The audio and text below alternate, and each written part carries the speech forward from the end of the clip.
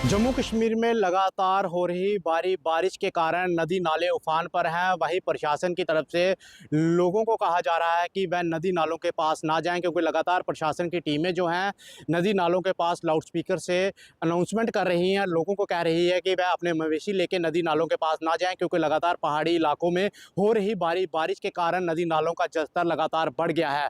वहीं बात की जाए तो जम्मू के नगरोटा इलाके में नेशनल हाईवे में लैंडस्लाइड के कारण 1 घंटे तक राष्ट्रीय राजमार्ग पूरी तरह से बंद रहा, जिसके बाद प्रशासन की टीमें मौके पर पहुंची और 1 घंटे के बाद बड़े बड़े पत्थरों को जो है सड़क से हटाया गया, जिसके बाद राष्ट्रीय राजमार्ग को बहाल किया गया। वहीं मौसम विभाग का कहना है कि अगले 48 घंटे तक जम्मू कश्मीर के कई इलाकों में जो है भारी बारिश हो सकती है।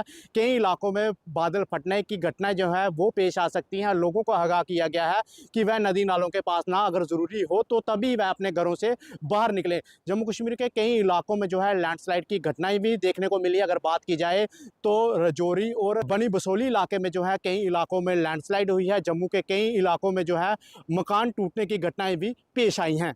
न्यूज़ इंडिया के लिए जम्मू से दिनेश सूदन। गंगा के जलस्तर में लगातार बढ़ोतरी हो रही है, जिसकी वजह से जो सौदा का स्थल है वो देखिए बदल गया है और गंगा का जलस्तर देखिए वो अब ऊपर सीढ़ियों तक आ गया है और लोगों को काफी दिक्कतों का सामना करना पड़ रहा है।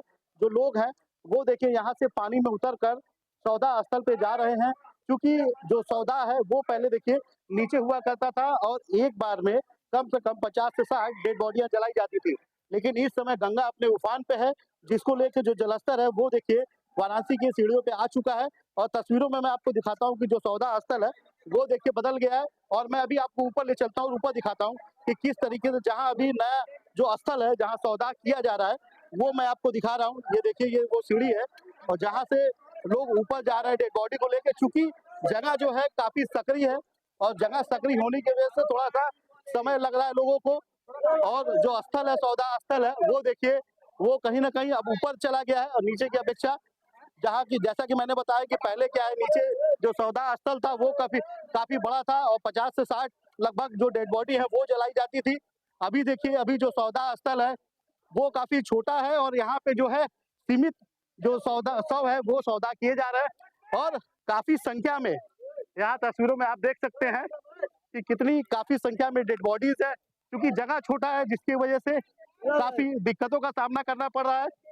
तस्वीरों में आप देखिए ये जो आग की लपट है, ये आग की जो लपट है ये देखिए कहीं ना कहीं कितनी तेजी से लग रही है और यहाँ खड़ा हो पाना भी काफी मुश्किल है, क्योंकि मैंने आपको बताया कि जगह छोटा है जिसकी वजह से इस कम जगह पे सौदा किया जा रहा है और यहाँ खड़ा हो पाना भी काफी मुश्किल है, क्योंकि आग की जो लपटें है वो काफी तेज लग रही है। वाराणसी से न्यूज इंडिया के लिए विकास गौर।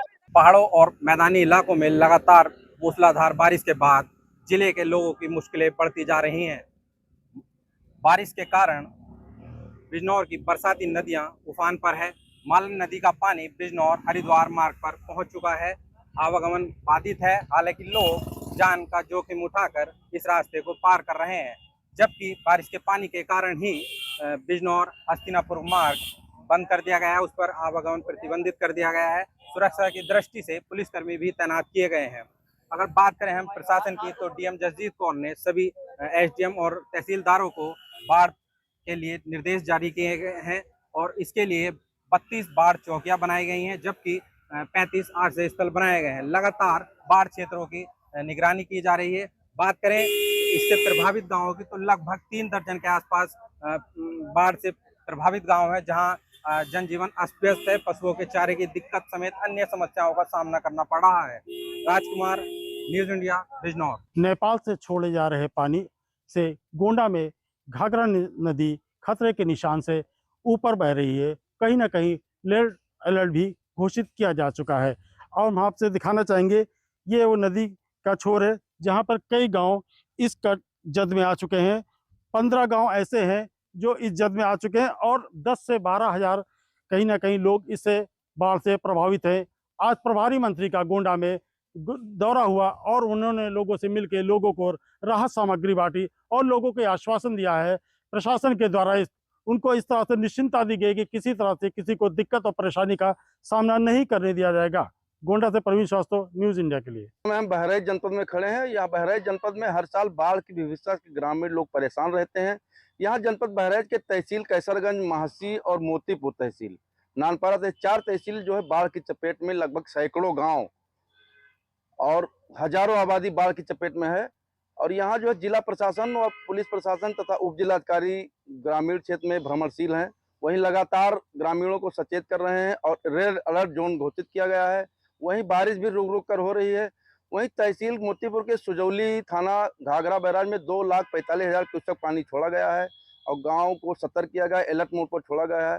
तथा जिलाधिकारी जो है अक्षय कुमार त्रिपाठी तथा पुलिस अधीक्षक बिरजू श्रीवास्तव, उप जिलाधिकारी कैसरगंज के गोड़ैया नंबर 1, गोड़ैया नंबर 2, गोड़ैया नंबर 3, 1100 रेती का भ्रमण किया है। वहीं तहसील मोतीपुर में उप जिलाधिकारी महिला है मुनिसा जो है ट्रैक्टर पर चलकर गांव में भ्रमण किए हैं और लगातार बाढ़ में पुलिस प्रशासन सतर्क हुए, लेकिन ग्रामीणों का रास्ता कहीं न कहीं गांव में खराब हो गया। पशुओं का चारा के लिए भी संकट पैदा हो रहा है। वहीं जो है प्रशासन जो है राहत कार्य बांटने में भी दिखाई नहीं दे रहा है। सुरक्षित किया गया है और अलर्ट किया गया है। वहीं प्रभारी मंत्री दिनेश सिंह का जो दौरा लगा हुआ है, कल दौरा करेंगे। वहीं जिला प्रशासन, पुलिस प्रशासन, तहसील प्रशासन लगातार अलर्ट है, लेकिन अभी जो है बाहर रात सामग्री जो है वितरित नहीं की गई है। और वहीं जो है डीएसओ विभाग जो है सप्लाई विभाग लगातार हर साल लंच पैकेटें बांटता है, अभी पैकेट वैकेट बांटने की शुरुआत नहीं की गई है। ग्रामीणों का कहना है कि कहीं न कहीं पशुओं पर बीमारी फैल सकती है और वहीं जो है इस समय वायरल का बुखार प्रकोप, बाढ़ की चपेट से वायरल से लोग जूझ रहे हैं। लगातार बीमारियां फैल रही हैं। बहराइच से कुंवर दिवाकर सिंह, उत्तर प्रदेश, बहराइच। पिछले कई दिनों से देश में एक नया ट्रेंड चालू हुआ है। लगातार आंदोलन हो रहे हैं, अलग अलग मुद्दों पे सरकार झुकती भी नजर आ रही है। सबसे पहला एक वाकया की बात की जाए तो दिल्ली में जिस तरह से जंतर मंतर में छात्रों ने प्रदर्शन किया और सरकार को उनकी बात माननी पड़ी और केंद्रीय शिक्षा मंत्री ने इस्तीफा दिया। उसके बाद लगातार देश में अलग अलग जगहों में, चाहे मध्य प्रदेश में किसानों ने आंदोलन किया हो या इसके अलावा मराठा आरक्षण को लेकर महाराष्ट्र में आंदोलन किया गया, उसको लेकर भी सरकार सरेंडर हुई और उसके बाद वही ट्रेंड झारखंड में भी नजर आया। छात्रों ने लगातार 26 दिन तक आंदोलन किया और उसके बाद सरकार ने भी उनकी मांगे मान ली है। लगातार यही ट्रेंड पूरे देश भर में दिखता नजर आ रहा है। इससे साफ तौर पे नजर आता है कि अब नेता के पास लोग नहीं पहुंच रहे हैं, चाहे वो अपोजिशन के लीडर हो या सत्ता में बैठे तमाम केंद्रीय मंत्री हों। यह इसी तरह का ट्रेंड आपको देश के अलग अलग कोनों पे मिलेगा। अब तो तस्वीरें ऐसे भी बदल कर आई हैं कि जो मौजूदा विधायक है उनसे लोग शिकायत करते नजर आ रहे हैं, चाहे स्कूलों के लिए हों, सड़कों के लिए हों, और ऐसे तमाम वाकया हैं जिसको लेकर सरकार की जवाबदेही तय की जा रही है। माना जा रहा है कि इस तरह की नाराजगी जो है लोकतंत्र में और बढ़ती नजर आ रही है। ये ट्रेंड अगर आप देखेंगे पिछले कई समय ने विपक्ष ने उठाया था ऐसे मुद्दों को लेकर, लेकिन अब विपक्ष के लिए भी हावी होता नजर आ रहा है। जहां जहां विपक्ष की सरकार है उनके लिए समस्या लगातार बनती नजर आ रही है। देखना होगा सरकार अब इसको लेकर क्या नया निर्णय लेगी। या तो ये सरकार के लिए बैकफुट का नतीजा है या तो फिर सरकार इसके लिए कोई नीतिगत तरीके बना रही है। कैमरामैन अरब के साथ पंकज वानखेड़े, न्यूज़ इंडिया, नई दिल्ली। आजकल छात्रों की मांग यानी कि युवाओं की मांग हर जगह सुनी जा रही है। जी हाँ, इसकी शुरुआत हुई थी दिल्ली के जंतर मंतर से, जहां पर एक ऐसी पार्टी उभर कर आई जिसका नाम रखा गया था कॉकरोच जनता पार्टी। हालांकि देखिए काफ़ी विवाद भी हुए। अभिजीत दीप के नाम का एक व्यक्ति जो उसने अमेरिका से बैठकर इस पार्टी का निर्माण किया, सोशल मीडिया पर एक आंधी आई और उसके बाद से दिल्ली से शुरू हुआ ये प्रोटेस्ट इसने देश के अलग अलग राज्यों में आग पकड़ ली। चाहे बात करें पेपर लीक मामले की तो देखिए कई जगह पर, कई स्टेट में पेपर लीक हुए। बिहार की बात करें या फिर पंजाब की बात करें, महाराष्ट्र की बात करें, उत्तर प्रदेश की बात करें और इसके साथ ही देखिए झारखंड की बात करें, हर जगह पर जेनजीज, युवा और ऐसे में जेनजीज अल्फा हर कोई जो है प्रोटेस्ट कर रहा है। अभी हाल ही में देखा गया था कि उत्तर प्रदेश के ज़िलों में जो जेनजीज अल्फा हैं वो प्रोटेस्ट पे बैठ के स्कूल के जाने वाली सड़कें, इसके अलावा अन्य मुद्दों को लेकर अपनी बात रखने लगे। नतीजा ये निकला कि जो डीएम थे सभी लोगों को उनकी बात सुननी पड़ी, उनको भी झुकना पड़ा। अगर राजधानी दिल्ली की बात करें तो देखिए हमने हाल ही में देखा किस तरह से शिक्षा मंत्री धर्मेंद्र प्रधान का इस्तीफा हुआ था और अब अभिजीत दीपके ने जब देखा कि इस्तीफा भी हो चुका है, सोनम वांगचुक की हड़ताल भी खत्म हो चुकी है, उसके बाद कहीं ना कहीं प्रोटेस्ट करके उन्होंने अपनी मांगे मनवा ली और उसके बाद ये प्रोटेस्ट शुरू हुआ झारखंड में। हालांकि झारखंड में ये प्रोटेस्ट भर्तियों को लेकर था, जहां पर फर्जी तरीके से यानी कि पैसा लेन देन के जरिए नौकरियां दी जा रही थी, जिसके खिलाफ में युवा, छात्र और कई कैटेगरी जो है प्रोटेस्ट करने बैठ गई। हालांकि वहाँ भी भूख हड़ताल हुई, लंबे समय तक भूख हड़ताल चली। नतीजा ये निकला कि वहाँ भी हेमंत सोरेन सरकार को झुकना पड़ा और फिलहाल प्रोटेस्ट टूट चुका है। लेकिन सवाल यही है कि आज की डेट में देश का युवा जिस पर सबकी नज़रें हैं, जो कि आने वाले समय का भविष्य है, वोटर भी है, और इसके साथ ही सरकार को युवाओं की ताकत के बारे में समझ में आ रहा है। सरकार कई जगह पर झुक रही है। अब आपने ये देखा होगा कि शिक्षा व्यवस्था को लेकर भी कई जगह पर सवाल खड़े हो रहे हैं। हाल ही में देखिए केंद्रीय मंत्री हैं चिराग पासवान, उन्होंने बिहार के मुख्यमंत्री को पत्र लिखा जिसमें उन्होंने ये भी चर्चा की कि शिक्षा व्यवस्था, विश्वविद्यालय, स्कूल, कॉलेजेस सब जगह पर कई तरह के मामले चल रहे हैं, उसके प्रति चिंता उन्होंने जाहिर की और सीधे तौर पर मुख्यमंत्री को संज्ञान लेने के लिए उन्होंने लिखा है।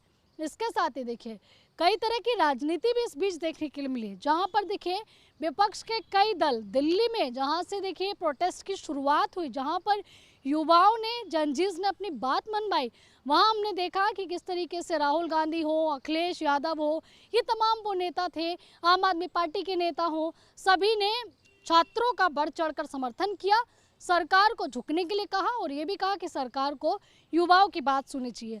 हालांकि देखिए यहाँ पर बात सुनी भी गई, जब धर्मेंद्र प्रधान का इस्तीफा हुआ तो प्रहलाद जोशी को शिक्षा मंत्री बनाया गया। लेकिन क्या युवा आज का इतना पावर में आ चुका है कि चाहे कहीं भी सरकार हो वहाँ पर सरकार को झुकना पड़ रहा है, अधिकारियों को झुकना पड़ रहा है? इससे साबित होता है कि आज का युवा अब किसी का मोहताज नहीं है। अगर कहीं भी शिक्षा व्यवस्था में गड़बड़ी है, नौकरियों में गड़बड़ी है, तो उसको सही कराना इस युवा को आता है। कैमरा पर्सन सचिन के साथ मैं आंचल यादव, न्यूज़ इंडिया, दिल्ली। राजस्थान में इन दोनों एक मुद्दा चरम पर है, वो है तृतीय श्रेणी शिक्षकों के तबादले का।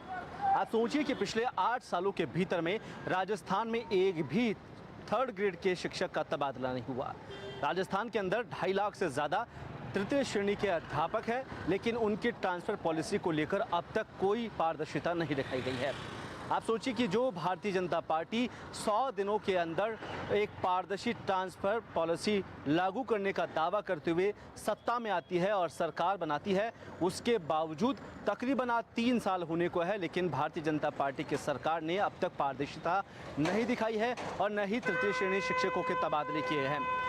ये वही शिक्षक है जिन्होंने पिछले 8 सालों से संघर्ष किया और 8 साल के भीतर में जब ट्रांसफ़र रोके गए उसके बाद से लगातार आंदोलन कर रहे हैं। ये आंदोलन पिछले कुछ दिनों से भी चला, जहां पर शहीद स्मारक में आपने देखा होगा भारी संख्या में शिक्षकों का एक हुजूम उमड़ा और उन्होंने अपने ट्रांसफ़र पॉलिसी लागू करने की मांग पर अड़े रहे। लेकिन सरकार से एक बार फिर वार्ता हुई और वार्ता के बाद समाधान की निष्कर्ष पर बात पहुंची और आंदोलन समाप्त किया गया। लेकिन न जाने 8 साल के भीतर ऐसे कितने आंदोलन हुए और सरकार से वार्ता हुई, लेकिन कोई समाधान नहीं निकला। ये पूरा मामला अगर आप देखेंगे तो 1994 से पूरा मामला पॉलिसी बनाने का चलता आ रहा है, लेकिन सरकारें हर बार चुनाव में पॉलिसी बनाने का दावा करती है और ट्रांसफ़र पॉलिसियाँ लागू नहीं करती है। उसके बाद लगातार ये मामले अटके रहते हैं। राजस्थान में जो 2.5 लाख शिक्षक जो 3rd ग्रेड के हैं वो अपनी ट्रांसफ़र की मांग पर अड़े हुए हैं। कुछ की हालत ऐसी है कि वो अपने घरों से 500-600 किलोमीटर दूरी पर रहते हैं। कुछ उन्हें लगभग 8 से 10 या 15 साल तक यहीं पर एक ही जगह ड्यूटी दी है, उसके बावजूद उनका ट्रांसफ़र अब तक नहीं हुआ है।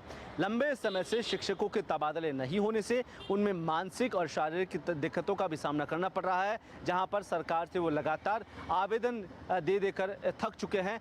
एक आवेदन की सीमा ये भी शुरू हुई जब 2021 में अशोक गहलोत की सरकार रही, उन्होंने आवेदन स्वीकार किए, लेकिन उसके बाद भी ट्रांसफ़र नहीं हुए। अब लगातार शिक्षकों को ये आस है कि जिस भारतीय जनता पार्टी की सरकार ने 100 दिन के अंदर एक ट्रांसफ़र पॉलिसी लागू करने की जो दावे किए थे, वादे किए थे, उन्हें कहीं ना कहीं पूरा करे, तो शायद इन जो अध्यापक है उन अध्यापकों के बीच में एक पारदर्शिता लागू होने के साथ ही एक विश्वास सरकार के प्रति जगे, ताकि आने वाले दिनों के अंदर कोई भी आंदोलन ना हो। राजस्थान के 3rd ग्रेड जो टीचर्स के जो ट्रांसफ़र पॉलिसी रुकी, उसके बाद में एक विषय ये भी छिड़ा कि कुछ लोग जो रसूखदार थे उन्होंने डेपुटेशन ऑडिशन कराकर अपने जगहों को स्थानांतरण किया, लेकिन जो लोग कमज़ोर वर्ग से थे, जिनकी पहचान नहीं थी, वो अभी तक सालों से एक ही जगह पर अपने अध्ययनरत है, अपने शिक्षकों के साथ साथ अपने कामकाज में व्यस्त है। लेकिन सबसे बड़ा सवाल है कि आने वाले दिनों के अंदर अगर इन थर्ड ग्रेड टीचर्स का ट्रांसफ़र नहीं होता है तो किस तरीके से आने वाले दिनों के अंदर आंदोलन होगा, और जो लगातार अपनी मांगों पर अड़े हुए थे लंबे समय से, उस दौरान राजस्थान की शिक्षा व्यवस्था पर भी सवाल उठाए जाएंगे, क्योंकि राजस्थान के शिक्षा मंत्री लगातार विवादों में रहे हैं। लेकिन उनका बयान थर्ड ग्रेड के टीचरों को लेकर जब आया, उस समय भी कई जो चर्चा हुई उसमें कई सवाल खड़े किए गए। लेकिन राजस्थान में फिलहाल थर्ड ग्रेड टीचरों के लिए ट्रांसफ़र की पॉलिसी का कोई साफ संकेत दिखाई नहीं देता है।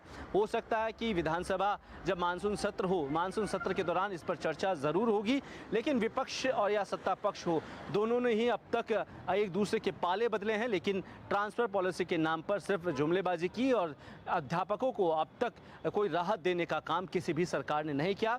अध्यापकों की यही मांग है कि आने वाले दिनों के अंदर एक ट्रांसफ़र पॉलिसी बनाई जाए, और साथ ही एक जो लगातार ये मांग की जा रही थी कि जो ज़रूरत है, जिन्हें वाकई में जिनकी स्थितियां काफ़ी गंभीर है, उनकी समस्याओं के, उनके कारणों को जानकर सरकार कम से कम एक बार के लिए ट्रांसफ़र खोले, ताकि जो ज़रूरतमंद हैं उनको अपनी जगह पर वापस से भेजने का काम सरकार करे, क्योंकि पिछले 8 सालों से ये ट्रांसफ़र पॉलिसी अभी तक अटकी हुई है। कैमरा पर्सन त्रिलोक के साथ कुलदीप, जयपुर, न्यूज़ इंडिया।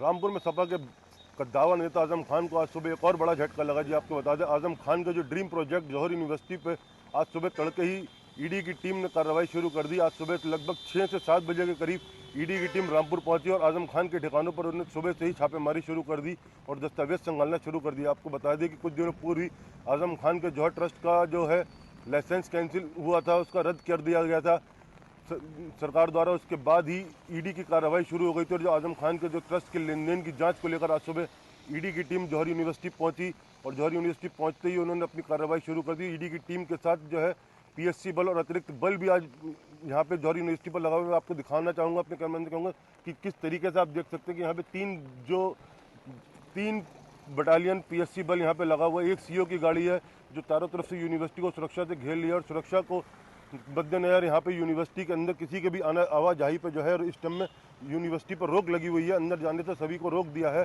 और अंदर ईडी की कार्यवाही लगातार जारी है, सुबह 6 घंटे से लगातार।